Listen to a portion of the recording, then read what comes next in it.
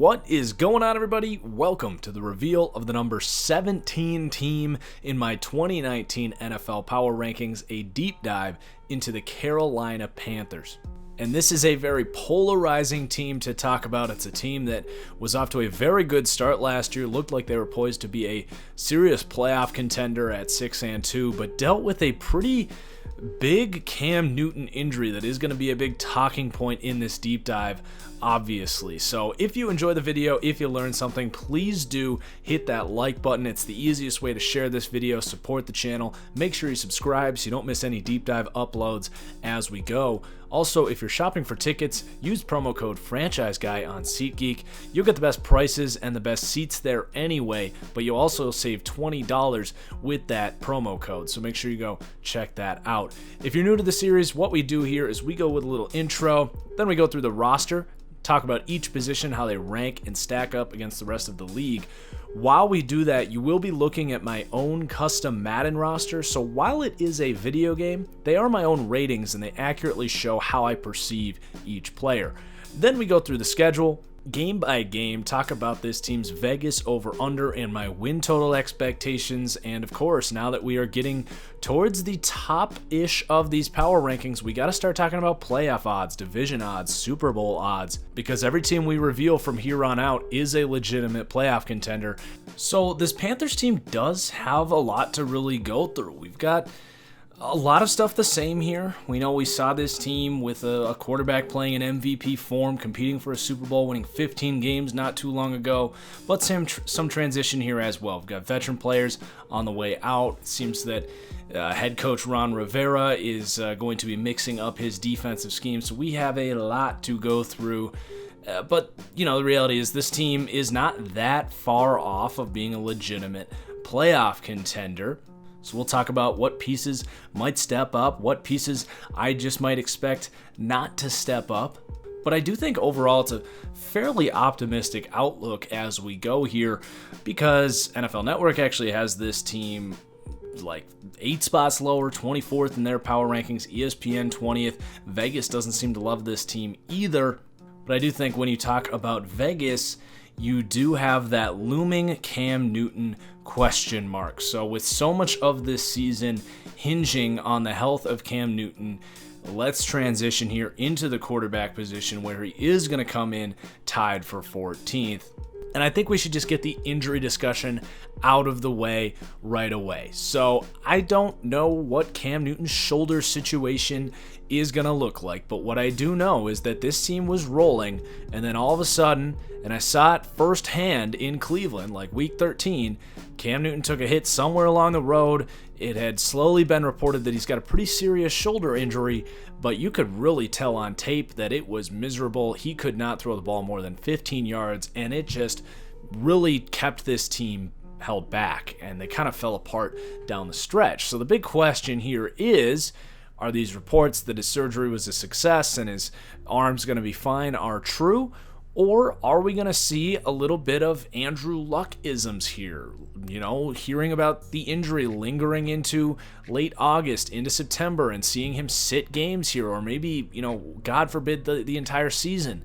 They drafted Will Grier in the 3rd round here to protect them from all of that. So while you don't want to sit here and say, you know, Cam Newton's season or even, you know, high upside career is in jeopardy here, you do have to acknowledge that that is a possibility. Now, that said, Andrew Luck's shoulder situation was very unique, and because it's fresh, we obviously are afraid of that happening here with Cam Newton, but by all accounts, he will be ready to go. So as far as we are concerned, we're expecting at least 90% of Cam Newton to be back here, and 90% of Cam Newton is a very good quarterback, and that's where he's going to come in here at tied for 14th with all of this considered. So I don't consider Cam to be some elite quarterback, and the big reason for that is, for one, he just is not as accurate as you would like. I don't think it's a mental thing for him. I really do just think it's his mechanics.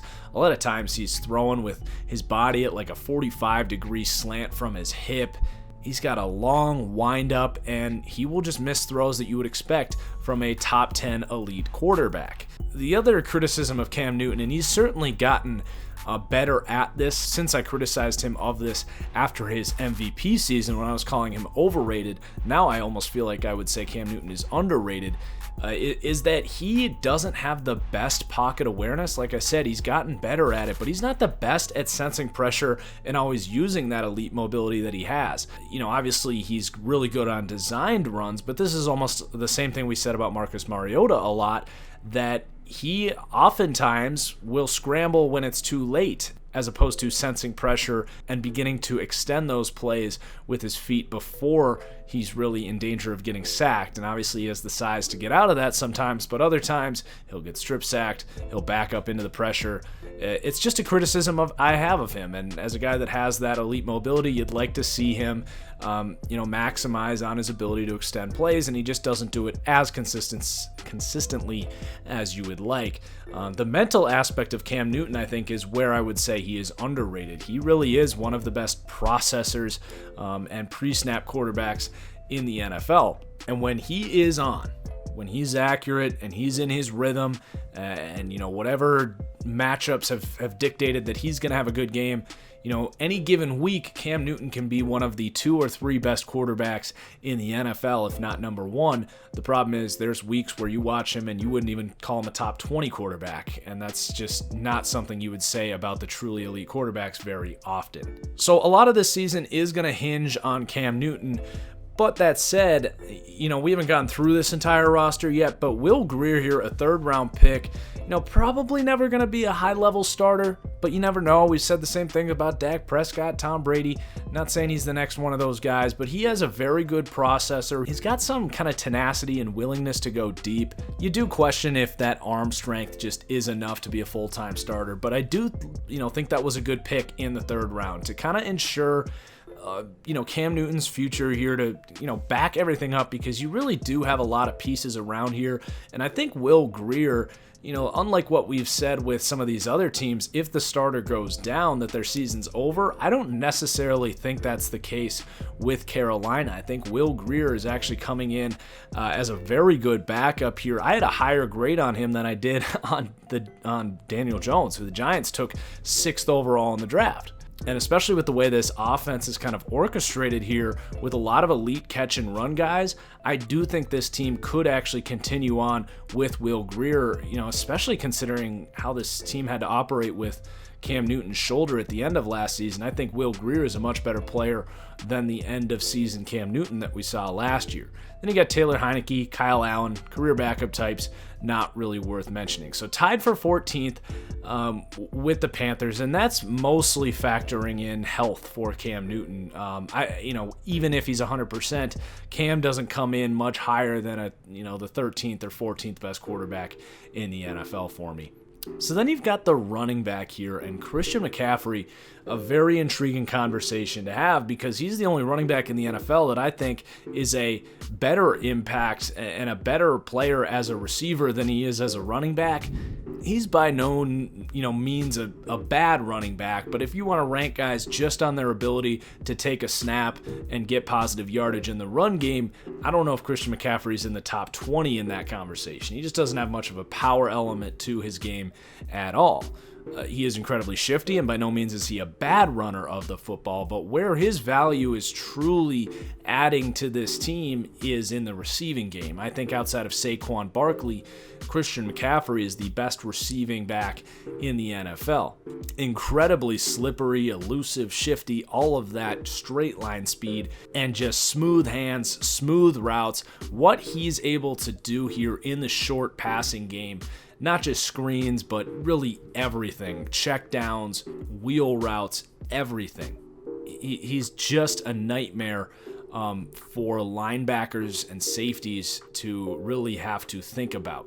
And especially if Cam Newton does have some shoulder issues and can't open up that deep game, or he doesn't play and you have to go to Will Grier, who's not an elite outside the numbers thrower. Christian McCaffrey is a guy that can take a quarterback that doesn't have elite deep ball ability and really just help him out and make everything easier on him. So you love what you have there in Christian McCaffrey.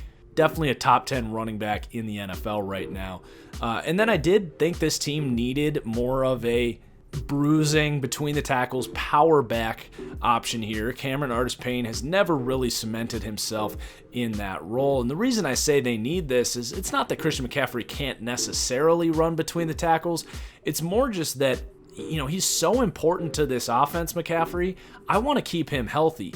And if I can bring in a 5th-round pick like Jordan Scarlett or an undrafted guy like Elijah Holyfield or just, Cameron Artis-Payne steps up, if I can get the same production on those 60, 70, 80 carries on 2nd and 4 or 3rd and short, if I can get the same ability on those plays, I don't want to put that extra beating and injury risk on Christian McCaffrey.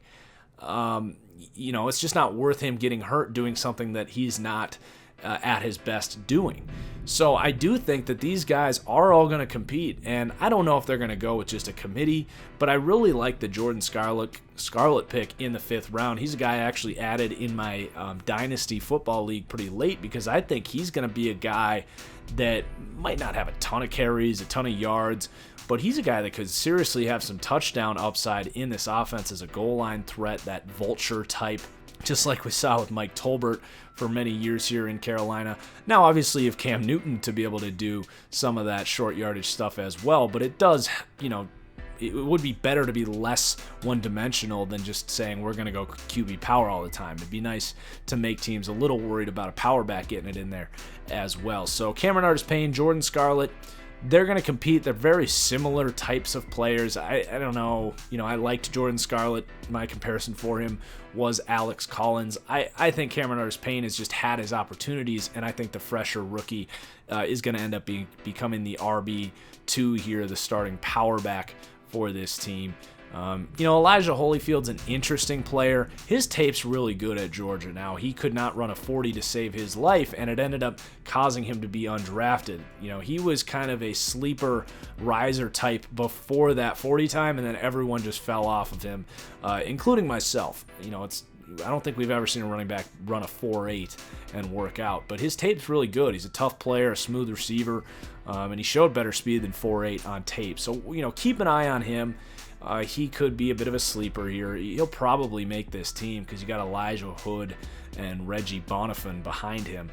So the running back as a whole comes in tied for 8th. And it's just a credit to Christian McCaffrey and the versatility he offers this offense. Now, the running game as a whole is, Cam Newton might be your best runner of the football, but we don't put a lot of weight in your ability to run the ball in these power rankings. It's more about passing the ball. So let's talk about the wide receivers here. They're going to come in tied for 25th. DJ Moore is the starting point here. Really had a good rookie season. Some people thought he might come in a little more raw. A young 3-year player at Maryland who really rose up in the ranks in the pre-draft process there. And, my big thing on him coming out was he is probably the best run after the catch wide receiver I have ever seen. Not only does he have speed and shiftiness, but even more than that, he'll stiff arm you into the ground. He'll literally truck you over. He'll shrug off tackles. I mean, if they converted him to running back, he'd be their best between the tackles running back, in my opinion, but it'd be a waste of his skill set. Anyway, he is going to continue to develop here in terms of his route tree and just his overall skill as a wide receiver. It's not that he was bad there by any means. He had a very good rookie season, and he projects as a potential number 1 here. The easy comparison for him is Stephon Diggs coming out of Maryland, and I don't think it's that far off. I think his upside is going to be something like that, maybe with better health than Stephon Diggs. But then after DJ Moore, it kind of falls off. I think Panthers fans will want to talk about Curtis Samuel next. I think there's a lot of excitement coming off of Samuel finally showing himself here. 2nd round pick in 2017. I was not a fan of him coming out, just more used as a running back than wide receiver at Ohio State, and his hands were never very good. His route running never stood out, and that was a problem for him early in his NFL career. Now, here in his 2nd year last year, they used him early in the same gimmicky trick play stuff, and it was working. And I think that actually got his confidence up a little bit. He started to maybe think, okay, if I really work at my craft here, I have the skills to become a relevant receiver in this league, and he really heated up down the stretch. So I think Panthers fans are going to criticize my Madden rating of Curtis Samuel, I'm still a little 1 foot in, 1 foot out on him. He definitely impressed in the second half of last season, but he's got a lot of other career that has been pretty bad here for Curtis Samuel. But if he can emerge here as this team's second wide receiver and maybe become a starting slot option for this team, next to DJ Moore and with Christian McCaffrey there, you could really have some elite catch and run talent here to pair for these quarterbacks.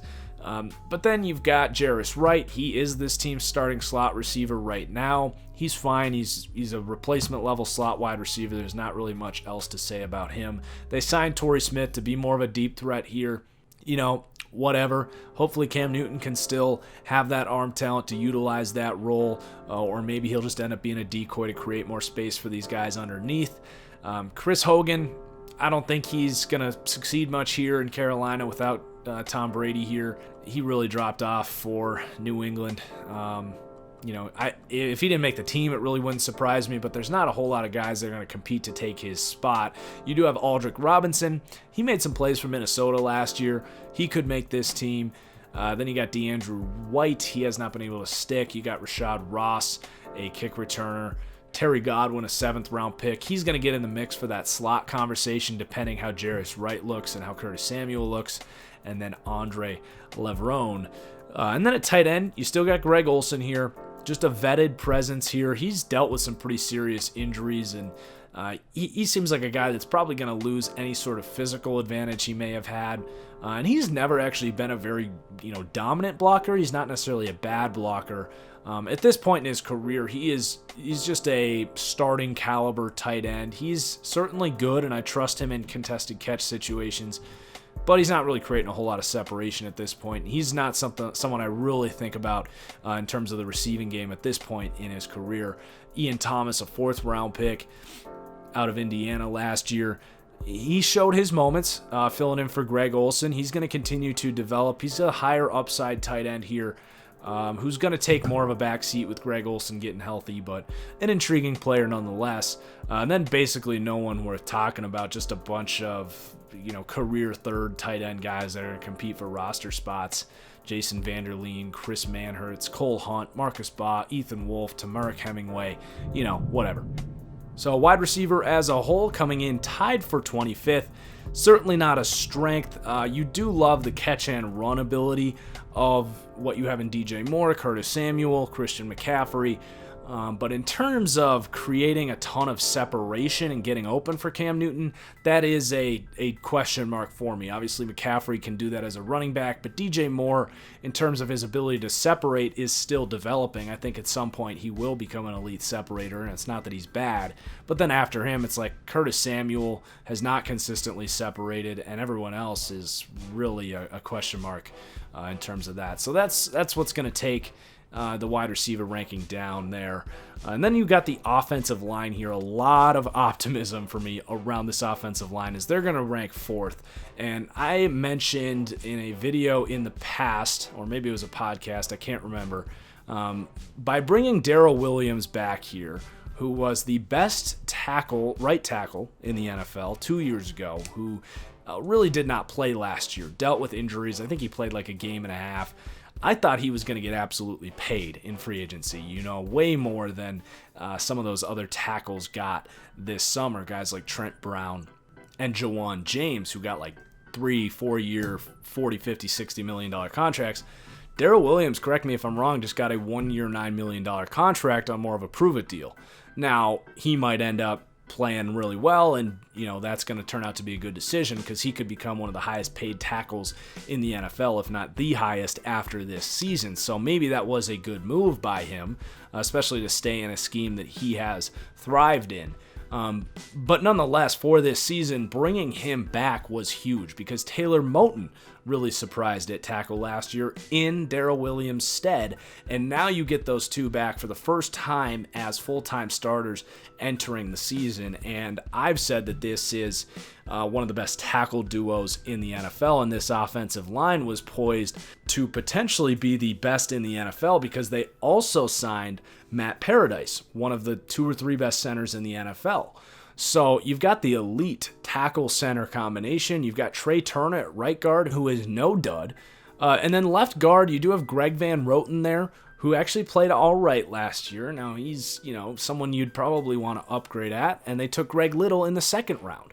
So Little, more of a raw tackle prospect out of Ole Miss. Does he hang around here and try to develop at tackle, try to do what they've done with Taylor Moton, Darrell Williams, who maybe took a year or so to become really good tackles? They've had success with that model, but he's really intriguing as an elite athlete at the position to play guard here and have a really elite left to right offensive line, assuming health.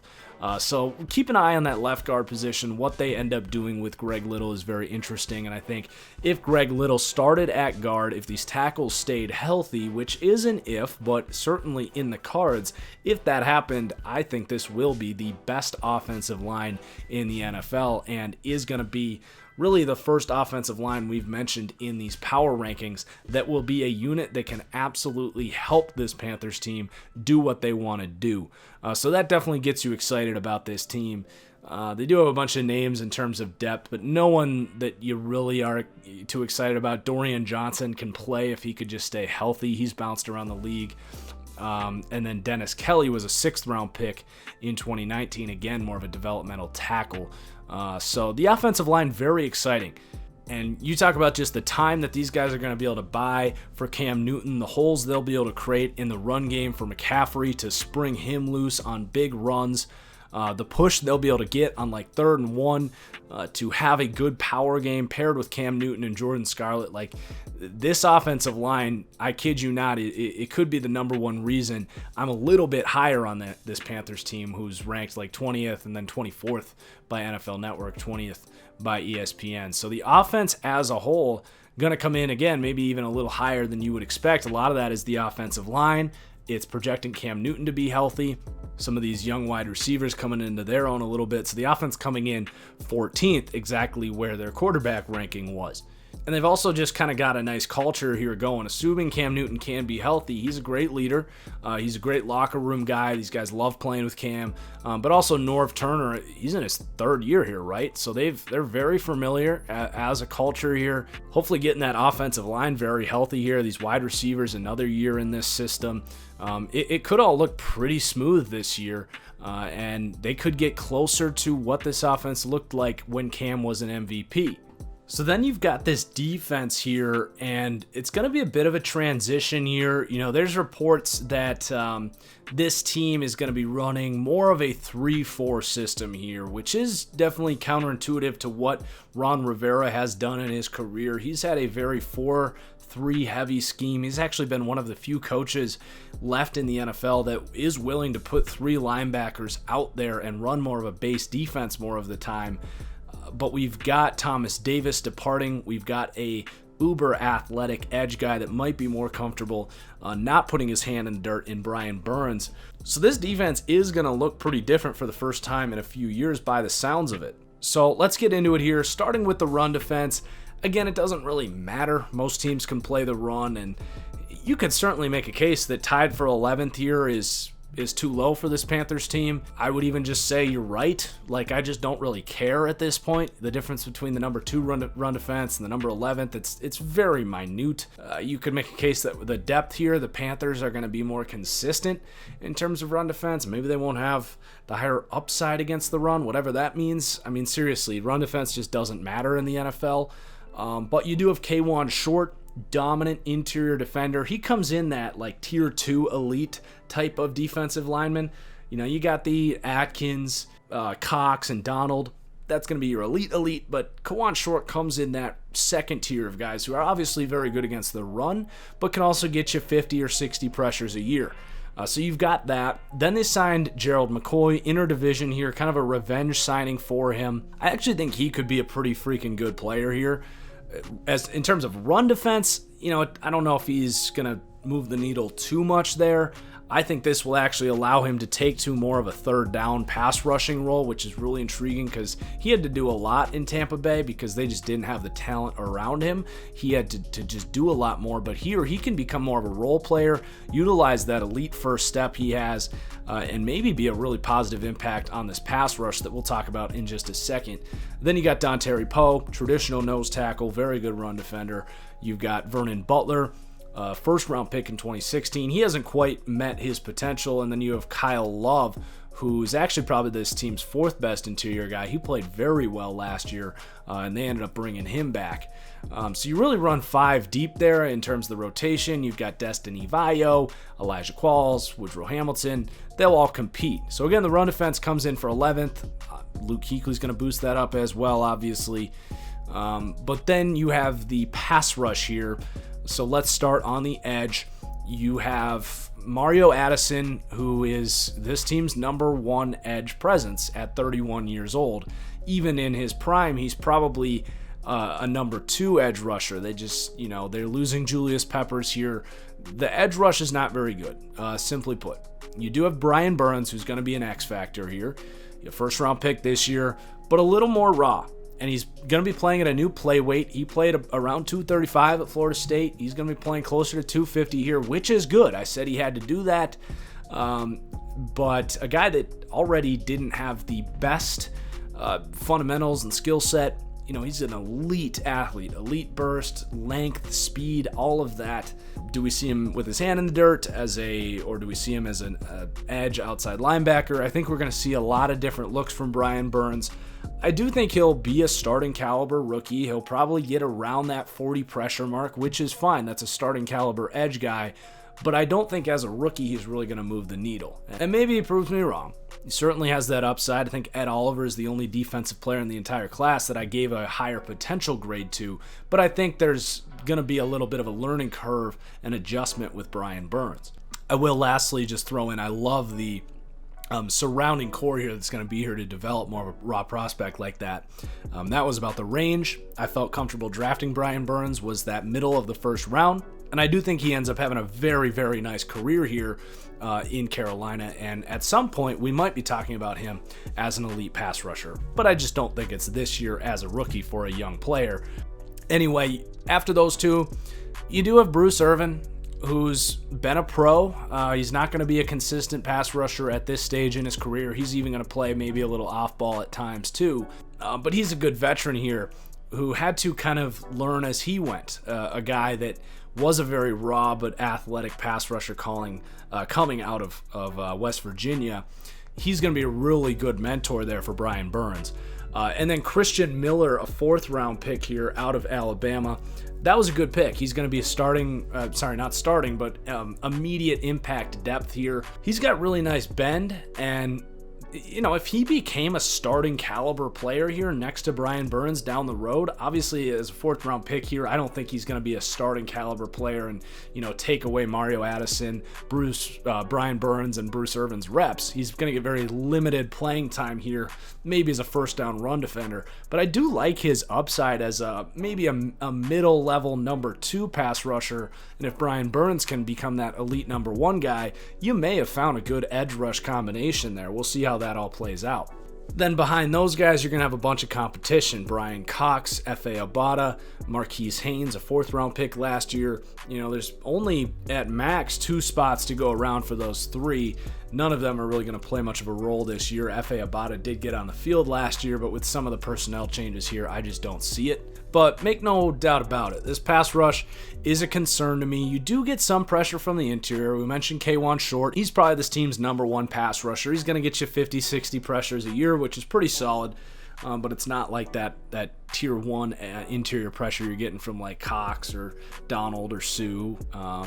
Then you've got Dontari Poe can push the pile a little bit, and then Gerald McCoy's gonna be a little bit of an X factor here. I do think he'll be a nice 3rd down interior rusher here, but without that true number 1 edge presence, I do think this pass rush is gonna struggle a lot at times, because it's not like these are the Rams, right, where you've got Aaron Donald getting 100 pressures on the interior, and then not having very good edge presence around him. You don't really have that elite pass rusher here in this unit. So 25th for the pass rush. But then the linebackers, 2nd in the NFL. Big conversation. Would you rather have Luke Kuechly, Bobby Wagner? I don't really like to get into that. I actually think if you could be guaranteed Luke Kuechly's health for 16 games, I would still take him. Bobby Wagner's durability, definitely an asset for him in that conversation, but both phenomenal. Both allow incredible scheme flexibility. And, spoilers here, this defensive back ranking is not going to be very high for this Panthers team. And our two biggest weights for defense are pass rush and defensive backs. But despite poor rankings at those positions, Luke Kuechly and his leadership and the versatility he brings as a run defender and an elite second-level defender is enough to get this team into the top 16 for defensive rankings, and that just speaks volumes about what I think about Luke Kuechly. And then you've got Thomas Davis leaving, like we said. So Shaq Thompson, he's going to be a really pivotal piece for this team this year, because it seems by the conversation here that they're going to become more of a 3-4 traditional scheme here. That would mean, and certainly imply, that they will not be having 3 linebackers on the field really ever. And that means Shaq Thompson's going to have to play inside the box a lot more, because I would argue this team that ran more base defense, more 4-3 base than pretty much any team in the league, because of Shaq Thompson being more of a safety, honestly, than a linebacker, he's very much going to be playing a new position here in a contract year. So he is going to make a list of potential breakouts for me, playing next to Luke Kuechly in a scheme that is going to allow him to really thrive and show that sideline to sideline range even more. I think he's going to be a really big X factor for this defense, and a guy that could have that breakout season. He's had his ups and downs in his career, and you would be a little wary of him struggling in between the box, because even going back to his college days, he's never really been that traditional inside linebacker.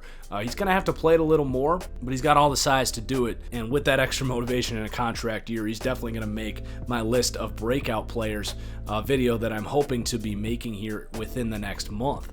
And then speaking of breakout players, do keep an eye on Andre Smith, a player I really liked out of North Carolina in 2018. Had about a 4th, 5th round grade on him. Really good athlete with good tape at North Carolina, but limited playing time and injury concerns. So if he can stay healthy, again, he might not get a lot of opportunity if this team's going 2 linebackers all the time. If they do decide to go back to some of that 3 linebacker stuff, if Shaq Thompson doesn't succeed as more of a inside linebacker, maybe they do feel good about Andre Smith playing Thomas Davis's role and kicking Shaq Thompson back out more into that sort of slot corner, strong safety, big nickel position. So we'll see how that all plays out. You've also got Jonathan Celestin. Shout out to the Gophers. We'll see if he can make this team. Jermaine Carter, a 5th round pick last year. Brandon Chubb, a journeyman. Jared Norris. They got a bunch of guys there to compete for the 4th, 5th, 6th linebacker spots here. So the linebacker room, very good, coming in 2nd in the NFL. But then we got to talk about the secondary, which is a mega concern for me. So while we've got the linebackers, the offensive line boosting this whole situation up, this secondary definitely my number one concern, as they're going to come in tied for 30th. So you got James Bradberry, who's, he's been all right as a 2nd round pick. He's a good number 2 corner. Certainly deserves to be starting, but he's not going to really make a ton of impact here, move the needle, if you will. I know we keep saying that. Dante Jackson being the X factor here, along with Ross Cockrell, who this team paid last year, who didn't play a snap for this team, but was coming off a breakout season for the Giants. So who's going to end up being that nickel back here? It won't be Bradberry. It could either be Jackson or Ross Cockrell, or maybe even Corn Elder beats out Cockrell. But regardless, Dante Jackson's going to start somewhere here. I would guess more on the outside. Really promising young rookie, elite athlete, had his ups and downs last year. There was games where he was just getting roasted, and then there was games where he was really shining. And a guy that was considered more raw coming out, and rookie corners traditionally do not play as well as Dante Jackson. So he's certainly a bright spot here, but who else do you have here that you get excited about? Cockrell and Bradberry, they're starting caliber guys, but no one you're getting too excited about. Maybe Corn Elder can become a nice slot corner, but that's kind of whatever. You got Cole Luke, Kevin Seymour, Josh Thornton, Lorenzo Doss, Javian Elliott. It's just a really bad group of corners, and the safety room is no better. Eric Reed's a good, strong safety, better in the box than he is as a rangy guy. And then who's even starting at free safety here? We have no idea. Rashawn Golden is a converted corner that we don't know if he can play free safety. You've got Quinn Blanding, who's a slow, undrafted free agent last year in 2018. I like his game, but I don't know if he meets the athleticism quota for a starting safety in the NFL. Colin Jones, who's been nothing but a backup in his career. Kai Nakua, he's played for like 4 different teams. Damian Parms, Corian Ballard. The safety situation here is a mess. You have almost no range and security from that position. It's extremely concerning to me. And when this team has to play Drew Brees and Matt Ryan, and hell, even this Bucs offense that has some explosive vertical elements, paired with the fact that this team's not going to be able to consistently get after the quarterback, man, it's very scary to think about how ugly this defense could look at times just off of personnel. I love the culture. I love the coaching. I love everything Luke Kuechly brings to this team. But this team's ability to stop the pass is a big concern for me. Big concern. So the defense, despite all that, going to come in 16th here. You know, they're going to do their job with this coaching staff and the culture here. It's not going to be a bad defense. But in order for this to become some kind of a top 10 defense that can really carry this team to wins, if the offense can't do its job, you know, you're going to need Brian Burns to be that really big impact rookie. You're going to need Rashawn Golden at free safety to really be a surprising impact there. You know, it's just a couple things that I don't see happening this year. But all that said, it should be a pretty good defense. But against some of the better, more explosive offense with that pass rush and secondary could be a big concern in certain matchups. So let's take a look at the schedule here. It's not a particularly difficult schedule. It's a pretty easy first 3 games, and then it's really just exchanging home games with tough road games. So I have them starting 2-1 just because I did give Arizona that win in their deep dive, so I got to keep it consistent. But obviously a 50-50 game, if not a game that Carolina should win. So they very well could start 3-0, and that Arizona game is going to be a big teller for this team because after that it doesn't get easy per se. You got to go to Houston, which is not easy. You do get Jacksonville at home and at Tampa Bay. A couple games you could certainly win. So this team, if they're looking at 5 or 6 wins after the first 6 games, it really would not surprise me. But then down the stretch, you've got at San Francisco, at Green Bay, at New Orleans, at Atlanta, at Indianapolis, all teams with better quarterbacks on the road. So it's going to be really tough to win those. You're probably looking at 5 losses in all of those games, and you're going to have to win your home games there as well. So I do have them going 8-8. I've got them with a win range of 7-10 with some of those question mark games. Now, Vegas has their over-under at 7.5. I think that's more of a reflection of the uncertainty with Cam Newton because I really don't think it's a bad bet to go over. I don't know if I would advise that, and with YouTube cracking down on gambling, if you are out there gambling, do gamble responsibly. But I will say that you can get some pretty good odds on them, plus 215 to make the playoffs. If they can get up to that 10-win range, it could certainly be a playoff team, although 10 wins in the NFC, I don't know if that's necessarily getting you in. Plus 550 to win the division. Granted, that would probably take some pretty big injury luck the other way to see some bad stuff happen in New Orleans and Atlanta, but those are pretty good payouts for a team that's going to compete for the division. But then 50-1 to win the Super Bowl. You know, I probably won't be making this bet myself, but I do think they're a better team than 50-1. So that's going to wrap it up for this Panthers team. Panthers fans, let me know what you think. If I am too high or too low on anything I said in this video, the rest of you NFL fans, let me know as well. A reminder to like the video, and then also I am going to announce right here that I will be doing a double header deep dive on the 4th of July. So we'll be revealing our 16th and 15th teams there on our great national holiday. So cheers as always, guys. Appreciate you watching, and we'll see you for the next one. Peace out.